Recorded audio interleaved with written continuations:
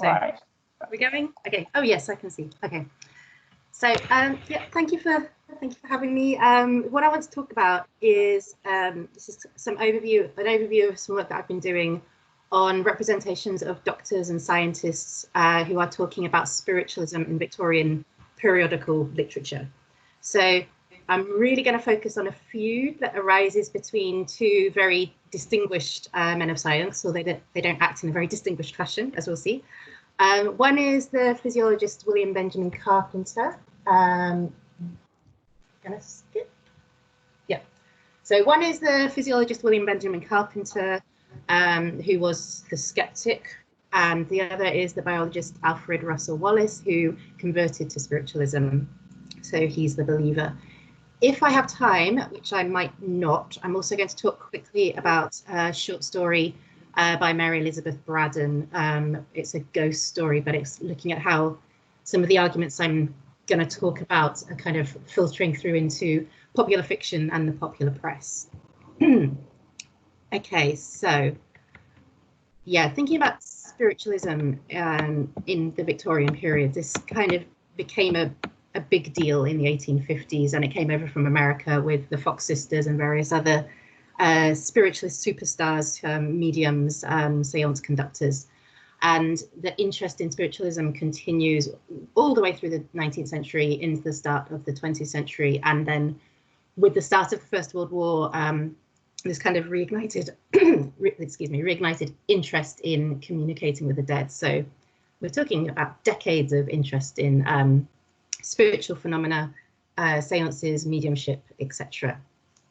And obviously this is kind of paralleling the growing professionalization and specialization of science and medicine in the 19th century. So you get these ideas about authority and kind of how you do science the right way, really mixing with ideas about who can prove what in relation to the supernatural. And one evidence of, or kind of outcome of this, is the establishment of the Society for Psychical Research in 1882. But right back in the 1850s and then throughout the period, you get men of science stepping up as kind of public debunkers of seances, debunkers of table turning, spirit rapping, similar phenomena. And so many scientists would attend seances with the expressed interest of exposing fraud.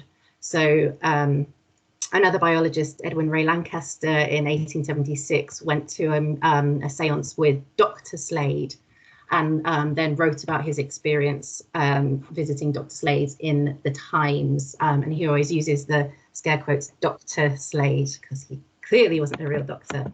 And Lancaster actually managed to whip the slate away just as Dr. Slade was supposedly doing some spirit writing, and he revealed that the writing had already been prepared in advance. So scientists would go in, debunk the seance, get the evidence, and then share their debunking with the wider public to try and bring seances and spiritualism into disrepute. So with all this going on, by the 1870s, which is the period I'm really looking at, there's a kind of wonder and bemusement as to why spiritualism is still so much in the public consciousness, why it hasn't been thoroughly debunked by this time. So in this next quotation, this is from the Times in 1872, and the anonymous writer is wondering why, in a generation which boasts itself to be one of exact science and plain matter of fact, a belief in spiritualism should have been so long-lived, and that it should have attained such an age and vitality without its falsity having been demonstrated to the satisfaction of all but the very ignorant. This is strange indeed. It is evident that the subject is surrounded by unusual difficulties, or that in this matter our scientific men have signally failed to do their duty by the public, which looks to them for its facts. We believe the latter to be the case. So you can see here that science is being set up as the kind of natural enemy of the supernatural, and the men of science are the duty-bound exposures of spiritualism and spiritualist practices. But after this article was published, there were numerous letters to the editor which showed that this is not a given. So one reader, who was the engineer Henry Dirks, he actually came up with a a thing which was called Pepper's Ghost, which was a stage theatrical illusion where you could manifest a ghost on stage. So he was quite interested in how to fool people. But he wrote into the Times in response to this article, supporting the article, saying no really scientific man believes in spiritualism. But then in response to Dirks's letter, you had about 7 or 8 people over the course of the next week writing in letters to the editor to challenge this idea. So one writer who wrote in a letter to the editor,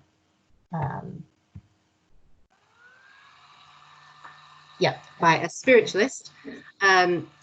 Basically, you can see here, I'm not going to read the whole thing out, but this spiritualist gives a list of scientific men, including Alfred Russel Wallace, who I'll be talking about today, all of these scientific men who are men of science and spiritualists. They're taking some liberties there. William Crookes was not a confirmed spiritualist at this point, but he certainly was very interested in spiritualism. So you can see here, even though the Times is complaining that the public is still really fascinated by spiritualism, it's actually encouraging these very public arguments between men of science, and actually thereby keeping the practice of spiritualism in people's minds. So the focus on Carpenter and Wallace that I'm talking about today is only one example of a lot of ongoing disputes between men of science and other men of science. So it's not science versus the supernatural, it's different scientists with different views about the supernatural, again, working against each other or arguing against each other. So I'll just give a quick summary. I don't want to go too much into the specific arguments because they really do take a long time, but it's quite useful to have a summary of the main beliefs of Carpenter and Wallace and what their main arguments were. So Carpenter, who's the physiologist, he's the skeptic, he tended to say that people who believed in spiritualism or people who were influenced by visiting seances were not testing the medium or the person conducting the seance rigorously enough. They were not using scientific methods correctly, or, and he was actually more into this idea, people are falling prey to their own preconceptions and the influence of fraudulent mediums. This is partly because Carpenter had dedicated an awful lot of his career by this point to talking about the balance between the conscious will and what he calls unconscious cerebration and ideomotor action, so non-volitional thought and movement. And Carpenter brings these ideas to bear on his investigation of spiritualism. Carpenter is one of the debunking scientists. He would go to seances quite regularly and then try and prove or reveal how the tricks as he saw them were done. And so one thing he really relied on was the idea that the subconscious expectations of a person attending a seance would prime them to be more susceptible. And also a person might unconsciously move something. So table tipping or table tilting was the result of unconscious ideomotor actions. And so spiritualism for Carpenter is just another in what he calls a series of epidemic delusions, which includes witchcraft in previous centuries that have recurred throughout history, and which reveal that modern society is not really as enlightened as it is supposed to be. So that's Carpenter. Wallace, on his side, was very insistent that spiritualism is an experimental science. It abolishes the terms supernatural and miracle by an extension of the sphere of law and the realm of nature. So he's saying that the observations and tests that he and other scientific converts are carrying out are objective, they are scientifically sound. He accuses skeptics of themselves being prey to self-delusion because they just refuse to believe something purely because it doesn't fit with their conception of the natural world. He also said quite a few times that skeptics like Carpenter are not putting in the time and the effort which is needed to make an impartial judgment. They just make a knee-jerk reaction against spiritualist phenomena. So it's too easy, Wallace felt, to witness a few failed seances and then just dismiss spiritualism as a whole. So that's just a bit of background. By 1870, when this feud that I'm really going to focus on starts, Carpenter's a really established public skeptic of the supernatural. So he's already written against mesmerism, written against table turning for almost 20 years by this point. And he initially provoked Wallace in an 1871 unsigned review. It was a 50-page review that was not really a book review at all. It was just an attack on spiritualism, and especially an attack on men of science who believed in spiritualism, including William Crookes, who was the editor of the Quarterly Review of Science. So Carpenter accused men of science like Crookes of using their influence, their names and positions to spread foolishness amongst their own profession and the wider public. So in response to this, Wallace steps in to defend Crookes, and in an 1874 article in the Fortnightly Review, he refers to a most prominent attack on spiritualism, which is known to have been written by an eminent physiologist, which is Carpenter. He does honour the anonymity of the review, but he clearly knows it's Carpenter, and he knows that other people know it's Carpenter.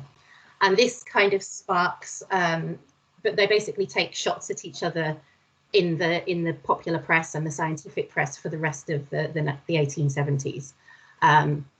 And their arguments appear in lectures that they gave, which were printed, articles, open letters, books and textbooks that they do.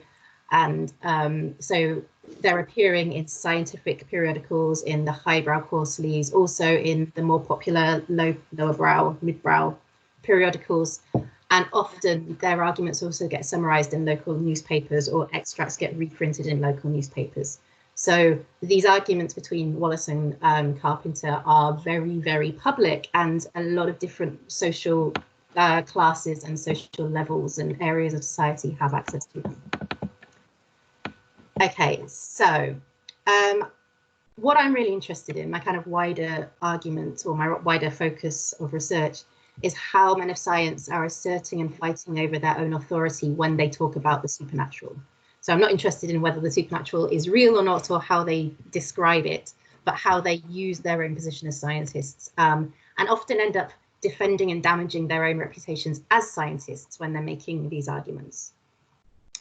So it's actually these men of science's assertion of their scientific authority and their own ability to correctly wield scientific procedure, which comes to make science appear narrow-minded and inflexible.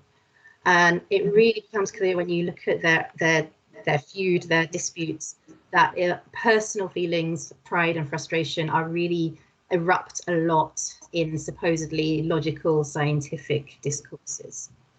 So both men are upholding an ideal of the scientist as a dispassionate, rational thinker, but their bickering and mutual insults mean that when they're read collectively, the scientific authority of these men, and men of science generally, tends to be undermined. And so I'm just going to examples. I have hours of worth of examples because they really did go on. They trounced each other for about 8 years, really quite entertainingly. But I've picked a few of my favourites. So in this next slide, which I hope you can see, this is the Alfred Russel Wallace one. This is Wallace responding to Carpenter. He says, Dr. Carpenter enjoys the advantage, which he well knows how to profit by, of having been long before the public as an expounder of popular and educational science. Everything he writes is widely read, and his reiterated assurances that nobody's opinion and nobody's evidence on this particular subject is of the least value unless they have had certain special early training, of which it is pretty generally understood Dr. Carpenter is one of the few living,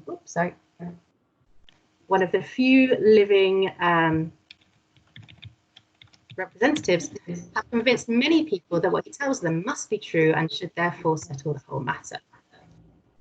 And Carpenter responds on his side that he appreciates most highly the beautiful discoveries made recently in physical science by Mr. Crookes, who I mentioned earlier, and the large and varied additions to biological knowledge and doctrine made at different times by Mr. Wallace.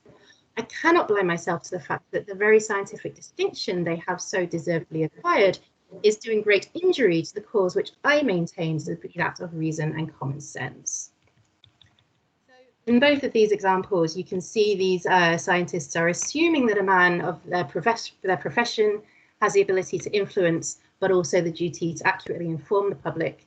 And they're also making accusations that while the other person may be very good at his discrete field of science, his treatment of spiritualism does not adhere to the same standards of experimentation and investigation. So Carpenter then asserts that he calls them otherwise intelligent men have, in their investigation of this subject, followed methods which are thoroughly unscientific and have been led by their prepossession to accept with implicit faith a number of statements from spiritualists which ought to be rejected as completely untrustworthy. And then in reply, Wallace suggests that Carpenter is unscientific in his methods because he chooses only to report such weak and inconclusive phenomena as can be easily explained by the well-worn formulae of unconscious cerebration, expectant attention, and unconscious muscular action. And this is Wallace making one of his repeated complaints about Carpenter, that Carpenter keeps explaining how table tilting and spirit rapping can be easily faked by unconscious muscle movement or conscious but fraudulent muscle movement, and that people are unconsciously influencing the things that they are doing and experiencing. So Carpenter would say this again and again, and Wallace would again and again say that you're just explaining the easy things, you're not explaining the really spectacular stuff. So if you read accounts of spiritualism and seances, they have quite impressive things where, for example, a table will walk around the room or climb up the wall, or at one point a medium, one of the most famous mediums, flies out the window and back in another window of the same house. And Wallace would say that Carpenter's not bothering to explain these really difficult ones. He just focuses on the easy stuff like table tilting or spirit rapping, so making noises appear to come from nowhere. So then Wallace goes on, if the gentlemen who came forward to enlighten the public on the subject of so-called spiritual manifestations do not know of the various classes of phenomena and the weight of the testimony in support of them, they are palpably unqualified for the task they have undertaken. They do not know of them, do not know of them, but keep back their knowledge while putting forward trivialities easy to laugh at or expose is a supposition I cannot for a moment entertain. So you can see here, Wallace is not explicitly calling Carpenter ungentlemanly, but he is making the space for the reader to have that thought that Carpenter's attitude towards this is ungentlemanly. So Wallace is insisting that Carpenter is overlooking any evidence that will challenge his skepticism. Carpenter then maintains that Wallace refuses to entertain any opinions that don't match his own. And he says, I regard it as a very curious revelation of the state of mind to which two honest men, so he's again referring to Crookes as well as Wallace, both highly distinguished in the scientific world, can bring themselves by continually dwelling on their own conclusions and discoursing of them only with sympathizers, without bringing them to the test of calm discussion with other men of science, who are certainly no less competent for the investigation than themselves, and who have given a large amount of time to it. So you can see Carpenter here is basically saying, they're not talking to me, they're just talking to other people who have the same beliefs as them. Both sides are promoting themselves as authorities when it comes to spiritualism, and this authority largely resides in their own position as scientists and the associations of science with intelligence, rationality, the ability to correctly observe and assess evidence. So you've got Carpenter and Wallace very graciously allowing each other's expertise in relation to their respective scientific fields, but insisting that their opponent is misguided and unscientific when it comes to spiritualism. And from these are just a few examples, as I said, this goes on for years, and you really start to get a very unflattering picture of the scientists, which emerges from this kind of bickering. So they're both very much in earnest. As you can probably tell, you don't put so much effort into years of arguing if you're not really kind of willing to put your heart and soul into it. But I think we do need to have a look at their positions within the scientific communities that they're a part of. So Carpenter, very established by this point, but because he was a Unitarian from the very start of his career, he'd been rejected from lectureships on religious grounds. He had been excluded in various ways, he felt, by members of the scientific community. Wallace is younger, he's less established, and he was famous by this point because he was the person who theorized evolution alongside Darwin. But this also meant that he was kind of necessarily associated with controversy because Darwinism, evolution was controversial at this time. Interestingly, so Carpenter has, by this point, strings of initials after his name. So on his book covers, by standard, you get Carpenter CB, MD, LLD, FRS, VP, LS. Very impressive. In contrast, Wallace at this point does not have anything after his name apart from being a doctor, and actually, quite embarrassingly, at one point, Fraser's magazine issues an apology because they put FRS after Wallace's name in one of his articles, and they had to then apologize and say, oh no, he doesn't have that. He did get FRS later on. He also got the Order of Merit later on, but not in the 70s when I'm looking at. So you can see that it's quite understandable that Wallace kind of desires to be seen as a serious scientist whose beliefs have maybe they're unorthodox, but his methods are sound. I suppose what I'm really saying is they're both kind of potentially suffering from a touch of imposter syndrome, and their need to assert themselves as scientists is partly to do with their backgrounds and their positions. So this goes on for years and years. It goes on right up to 77 and beyond. 77 is where I've kind of stopped the trail so far. The insults get really personal. At one point, Wallace says that Carpenter is trailing the honoured distinction of FRS through the dirt. Both of them start to say, oh, this is going too far, we need to stop. So Wallace says he doesn't want to continue a discussion so purely personal as this has become. Carpenter says the controversy has come to assume such a personal tone that a continuance of it in the same tone is on every count to be deprecated. But even as they're both saying, oh, this is too personal, we need to stop, they then move from Fraser's magazine, where these quotations have come from, to the Athenaeum, which is a more kind of popular literary review. And they just keep going. And then at the same time, Carpenter says, I'm not going to continue this argument, but if you look at my new book or my new edition of my lectures, then you'll see what I've said about Wallace in that as well.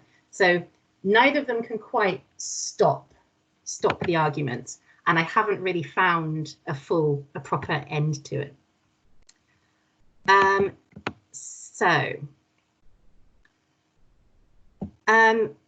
Basically, what I kind of want to sum up here is from these arguments, which are really centering so often on reputation and respect, you get a very unflattering picture of men of science. The man of science might be an undisputed authority in relation to the field in which he has received proper training, but when he begins to apply himself to matters beyond this, he starts to appear fallible and unable to admit that fallibility because of his belief in his own rationality and intelligence. Do I have time to talk about the book, the short story, or shall I stop there? Okay. Since we started a little bit late, I'll take a little bit of time. I'll do a very quick summary of The Shadow in the Corner. So this is Mary Elizabeth Braddon's Shadow in the Corner from 1879. So this is after almost a decade of the two scientists bickering and lots of other scientists bickering very publicly. And what I just quickly want to show is that it's kind of reflected in popular fiction that this has been kind of noted and it's kind of passed into the public consciousness. So in The Shadow in the Corner, you've got a retired professor of natural science who's called Michael Bascom. He lives in a lonely old mansion. He's a fanatic in his love of scientific research. He employs a young orphaned woman called Maria to help his elderly servants take care of the house. Maria is given a bedroom in the attic. Unknown to her, it's a room in which a previous owner of the house took his own life. So when she sleeps in the room, Maria becomes increasingly tired, distressed, and she confesses that she is afraid to sleep in it. She says that she feels a heavy burden laid upon her chest. And then at daybreak, she sees a shadow, a dim, shapeless shadow, which, if it had any shape at all, seemed the shape of a dead body hanging against the wall. So she tells her employer about this, and Bascom says that it's her silly fancy bred of timidity and low spirits. So he spends the night in the room himself to debunk her experience, as it were. But he too feels the depression, and he too sees the shadow. The difference here is that whereas Maria is living in that room, she has to sleep there every night, Bascom falls back to sleep, gets up feeling refreshed, and kind of convinces himself that he hasn't really seen or experienced anything. He does say that Maria can change rooms, but the grumpy old butler, Skeg, says it's all Maria's silly fiddle faddle. So whereas Bascom said let her change rooms, Skeg makes her sleep in the same room that night, and the next morning she is found hanging in the same corner where she and Bascom both saw the shadow. So Bascom leaves the house and ends his days feeling unconquerable remorse.